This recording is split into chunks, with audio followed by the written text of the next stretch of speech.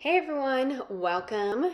I am excited to share with you my client's transformation. As you can see here, she's an all over bright, buttery blonde, but she's looking to add some dimension, depth, and some contrast into her hair. So without using any bleach, I am actually going to low light and add dimension into her hair. As you can see, I'm doing foils. I'm starting on to the left side of her head, and I take small sections, moving my way up to where her hairline is parted. I definitely leave a little bit of space around her front hairline, so that way I still have like that bright money piece pop of brightness around her face. So I'm only foiling like 2 inches back from her hairline.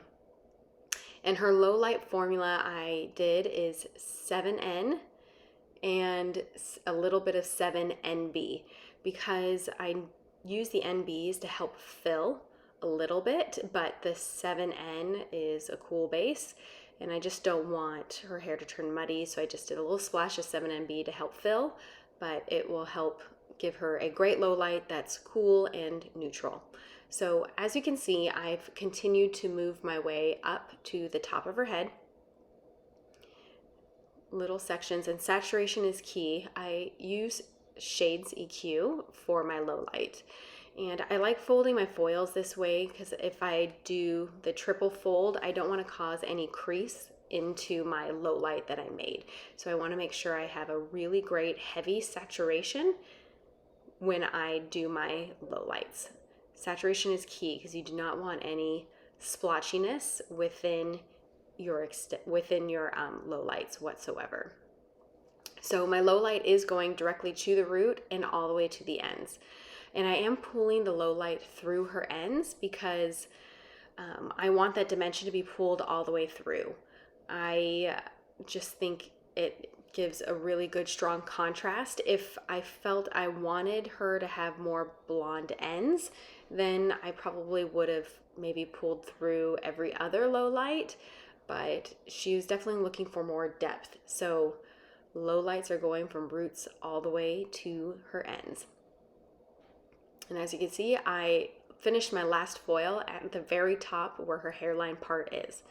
And in the back, I did a couple foils, one center and then 2 on each side.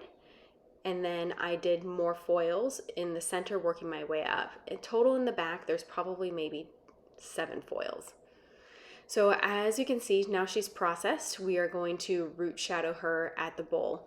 Her roots are naturally really light, so I'm gonna add a little bit of depth as well with Shades EQ to help give her some dimension. I wanted to do this at the bowl rather than her at the chair, only because I think on damp hair, I get a little bit more movement with shades. I didn't want to create a harsh line of regrowth by applying a root smudge on dry hair. I feel with damp hair, I have a little bit mobility. I could pull it through as deep as I want, as little as I want, and I just feel I get a softer transition for having a root smudge when I do it on damp hair. So as you can see, I usually section the hair based on where the client parts, and I will start in the back of the crown and work my way forward. And I'll do the root smudge, is probably about 1 inch, and it depends on how deep of a root smudge a client wants. Sometimes I've done baby root taps, sometimes I've done deeper root taps. Usually along the hairline, I'll do more of a baby tap, and then more back, I will do a little bit deeper.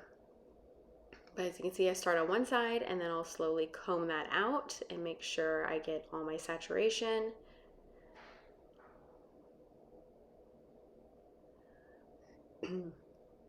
As you can see, there still is some brightness around her face, and that contrast does not start until about 2 inches away from her hairline.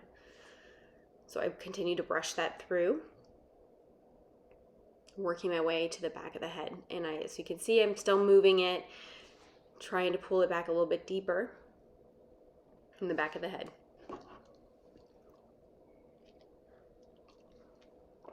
And now I'm starting in the back. I do a little root tap on her roots in the back as well. My assistant here is helping me. Poor thing, she's like holding the hair and the camera. But yep, root smudge on the back, comb through about 1.5 inches. There we have it.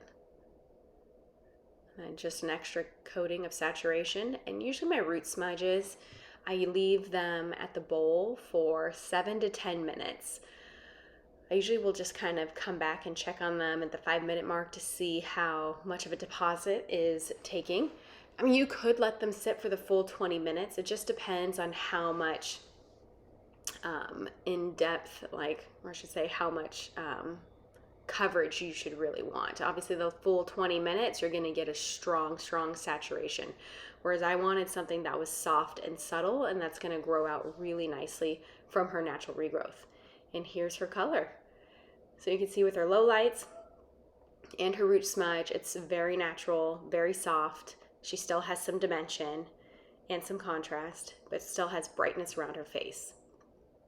I think the hardest part with blondes is making that transition to having some depth into their hair without them freaking out that they're too dark. And I think this is the perfect way to ease them into that transition. And as you can see with her hair curled now, you can see all the dimension throughout her hair. And so beautiful. She still has that brightness right in front.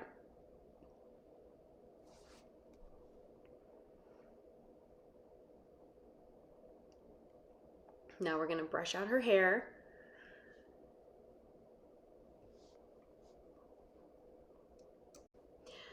I really love using the Bio-Ionic, the 1 1/4 inch barrel. It gives me like the perfect little beach wave.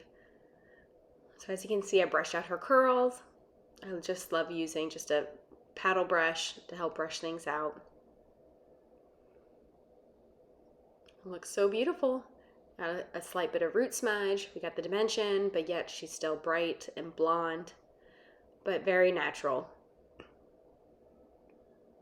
And now you can see her after. Gorgeous. So pretty.